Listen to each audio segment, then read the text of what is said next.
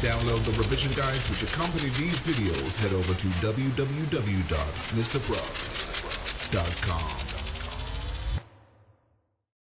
Hello and welcome to this video, a translation of Act 2, Scene 3 of William Shakespeare's Macbeth. The original text is on the left, the modern translation on the right.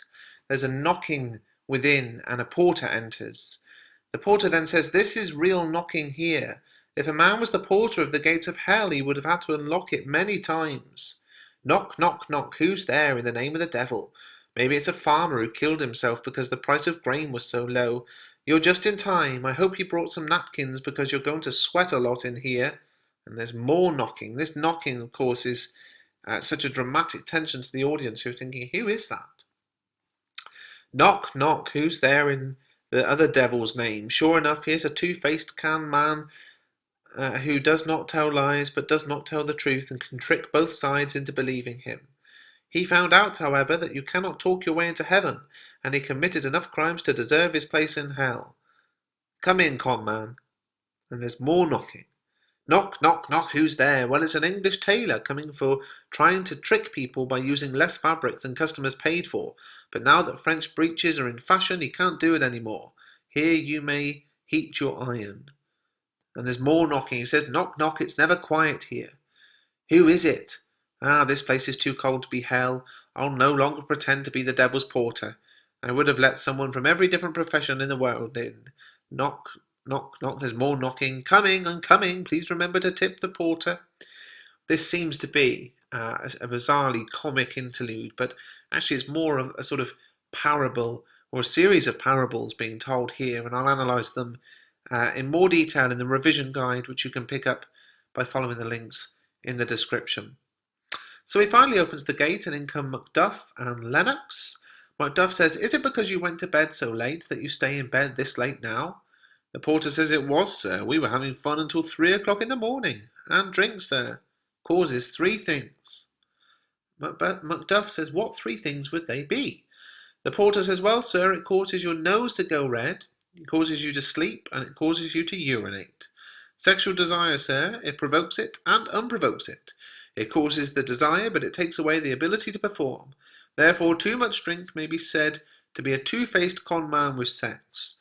It's good for it and bad for it. It sets him up for it, but won't let him do anything about it. It persuades and disheartens him. It gives you an erection, but then takes it away. In conclusion, it gives you a dream, and then leaves you." And Macduff says, "I bet drink did all this to you last night." The porter says, "It did, sir. It got right in my throat. But I was able to get the better of drink, and I, being too strong for him, although he made my legs unsteady at times, made an effort to vomit him up." Macduff says, "Is your master awake?" And then Macbeth comes in. "Our knocking has woken him up. Here he comes." Lennox then speaks. "Good morning, noble sir." Macbeth says, "Good morning to both of you." Macduff says, "Is the king awake, worthy lord?" And Macbeth says, "Not yet." Macduff says, "He told me to call for him early. I'm almost late." Macbeth says, "I'll bring you to him." Well, that's interesting, isn't it? I'll take you to him, not I'll bring him to you. Macduff says, "I know having the king here is both an honour but also a lot of work." And Macbeth says, "Work that we enjoy cures the pain of it. This is the door." Macduff says, "I'll wake him. It's my job." Off goes Macduff. Lennox says, "Is the king leaving here today?" Macbeth says, "He is. He told us to arrange it." Lennox says, "Last night was crazy. The place where we were staying, the chimneys were blown down, and people said that they heard strange voices crying on the air, strange screams of death and fortune-telling of terrible things that will occur and bring with it a new dreadful era. The owls shrieked all night long. Some people say the earth was shaking as if it had a fever." Now this is something I explore in a lot more detail in the ebook, the idea of the natural order reflecting the sort of evil events that take place in human society. Macbeth agrees it was a rough night. Lennox says, "I'm of too young an age to remember anything like it." Macduff comes back. Of course, you can imagine what he's going to say. "Oh, horror, horror, horror, this is so terrible I can't speak it or feel it in my heart." And Macbeth and Lennox at the same time, "What's the matter?" And Macduff says, "There's been an act of unspeakable destruction. Someone has broken into the temple blessed by God." He calls it that because the king was believed to be God's chosen leader, and taken the life from it. Macbeth says, what are you talking about? What life? Lennox says, do you mean the king? And Macduff says, go to the room and see the terrible thing for yourselves. Do not ask me questions about it. Go and look at it, and then you can talk. So Macbeth and Lennox go away. Wake up, ring the alarm bell. There's been murder and treason. Banquo and Donalbain, Malcolm, wake up. Shake off sleep that is an imitation of death and see death for real. Get up and see this image of the final judgment. Malcolm, Banquo, get up from your beds like ghosts from the graves, and come and this horror. Ring the bell. The bell rings. Lady Macbeth then walks in. What's going on that you have such a terrible ringing to wake everyone up? Who's asleep? Speak, speak. Macduff says, oh, gentle lady, it's not for your ears. The news I have to say, to tell it to a woman would kill her dead. And of course the audience knows that's ridiculous. Lady Macbeth was, the instigator, if anything, a couple of scenes ago. Banquo comes in. Oh, Banquo, Banquo, our royal master has been murdered. Lady Macbeth, oh my goodness, what, in our house? Banquo, it is a terrible thing wherever it happens. My dear Macduff, I beg you, contradict yourself and say it's not true. Back come Macbeth and Lennox with Ross, and Macbeth says, if only I had died an hour before I heard this news, I would have lived a truly blessed life. From this instant onwards, there's nothing worth living for. Everything is trivial. Renown and grace is dead. The wine of life has been poured down the drain, and all that's left is the bits at the bottom of the bottle.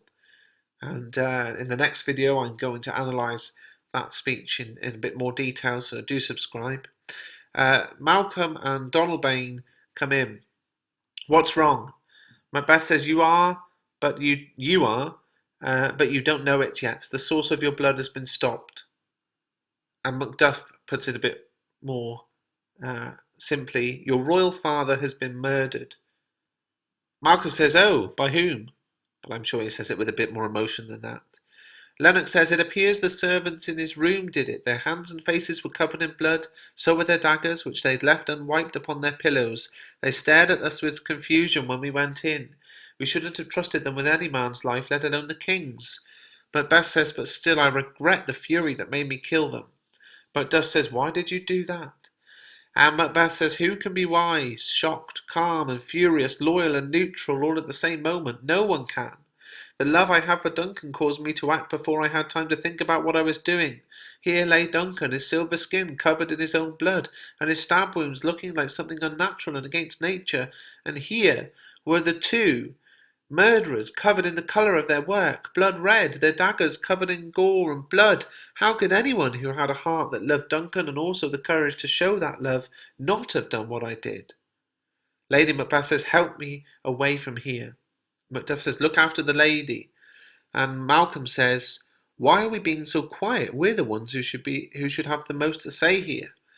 Donalbain says, now this is all an aside between Malcolm and Donalbain, what can we say, especially here where we don't know what dangers are waiting to jump out at us?